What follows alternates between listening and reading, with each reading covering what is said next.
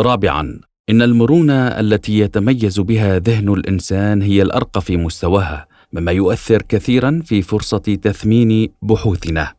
فبدون إدراك ومعرفة طبيعة ذهن الإنسان، ستبقى طموحاتنا بصدد الأسلوب ونسق الحقيقة معلقة في الهواء.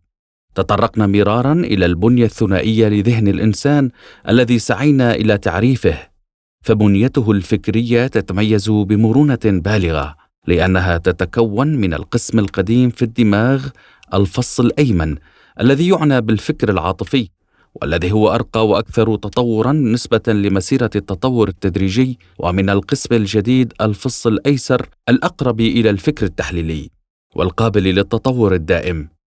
في حين أن الفكر والعاطفة متقاربان في عالم الحيوان، فالعواطف تتجاوب مع ما تتعلمه، أي أنها تقوم بما هو مطلوب منها من خلال الأفعال المنعكسة المشروطة وغير المشروطة، وهي ردود فعل آنية.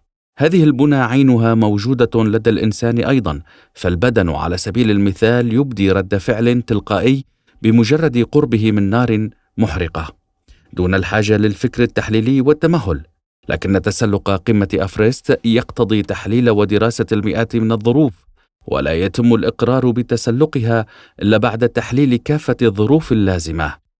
لا يمكن البحث عن الخداع في الفكر العاطفي، حيث يتصرف الإنسان كيفما تكون ردود الفعل الفطرية الغريزية، في حين أن الفكر التحليلي قد يتطلب سنين طويلة. يجب أن يعتمد البحث عن الأسلوب والعمل والحقيقة على مثل هذه البنية الفكرية لدينا، لذا لن تنجو معلومة الحقيقة والأسلوب الصحيح من العشوائية ما لم نطلع على نظام عمل عقلنا. إذن والحال هذه، فمن الأولوية معرفة طبيعة العقل جيدا. الخاصية الأولى لعقلنا هي تميزه ببنية مرنة للغاية. بالمستطاع القول أنه من النادر وجود بنى ذهنية من بين المتعارف عليه في الكون، قادرة على الاختيار والاصطفاء الحر.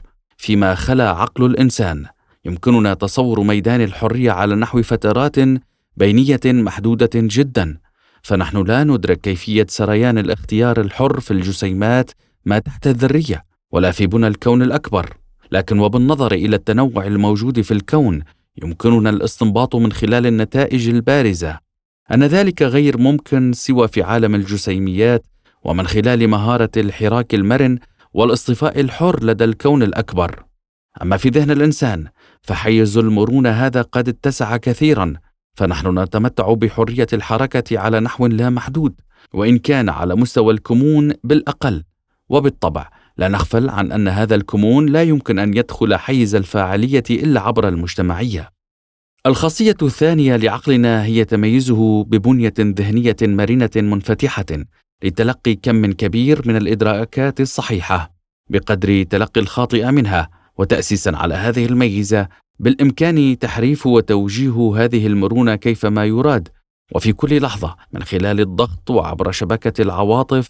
لهذا السبب يجري اللجوء إلى آليات القمع والتعذيب، إلى جانب الاعتماد على سياسات العصا والجزر القائمة أساسا على اصطياد العواطف وتضليلها والإيقاع بها وتوجيهها نحو الخطأ. ونخص بذكر الإجراءات الهرمية والدولتية المؤثرة في عقل الإنسان وذهنيته، اعتمادا على القمع المنتظم الممارس على مر آلاف السنين، لدرجة أنها أنشأت بنية ذهنية منسجمة مع مآربها. من المزايا المألوفة والشائعة اصطياد العقل بالمكافآت.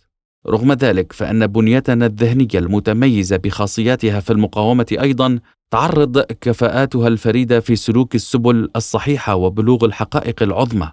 وللذهنية المستقلة دور معين في اتسام الشخصيات العظيمة بهذه الصفات. فالاختيار الحر غير ممكن بالغالب إلا باستقلالية العقل. ثمة عرى وثيقة بين الإدراك الغني الشامل وبين التمتع بالاستقلالية. ما نقصده باستقلال العقل هنا هو قابليته للتحرك بموجب معايير العدالة غالبا. كنا ذكرنا سالفا أن النظام الكوني يكمن خلف العلاقة بين الحقيقة والعدالة. من هنا يمكن القول أن العقل العادل هو القادر غالبا على استخدام حقه في الاختيار الحر بموجب النظام الكوني.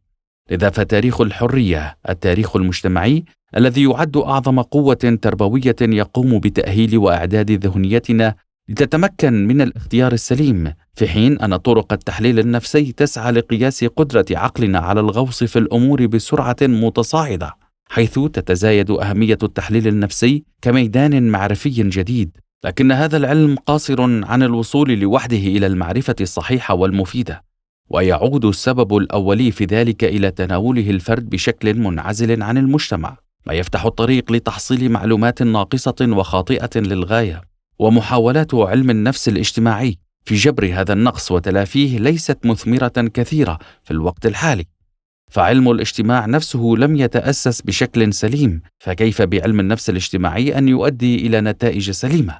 بمقدورنا التعرف على ذهنية الحيوانات جيدا عبر علم النفس، كما بمقدورنا من خلاله معرفة الإنسان بصفته حيوانا أعلى، إلا أننا لا نزال على عتبة معرفة الإنسان كحيوان اجتماعي.